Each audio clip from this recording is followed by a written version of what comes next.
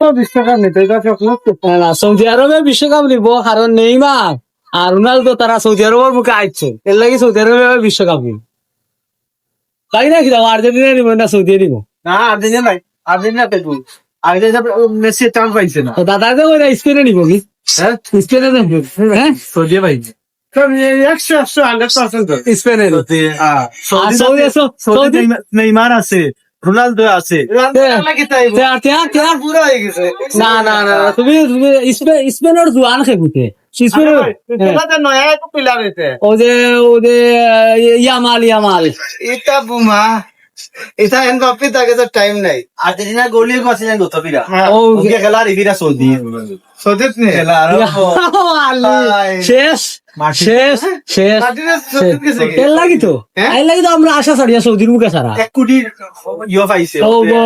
dollar dollar পাইছে ইভিরা Argentina cup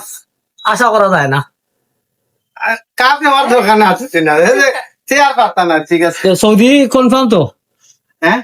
এই player গুলি বাদি গেলে কিন্তু সৌদি কাপ নের নে নের সৌদি এভিরা কাপ নের ইমরান মিয়া এটা নেইমারের সাইডটা ডাবল খেলা রোনালদো সামনে নেইমারও সামনে তারপরে ওখানে রুমে কিতা গলি নাম কিতা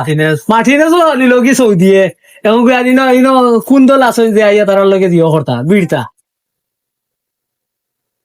এরপরে সৌদি আরবে তার আরেকটা বালা প্লেয়ার আছে না ও না 3-4টা বালাই ইভিরা আর কেউ আর কাপ উপ নিতে না শেষ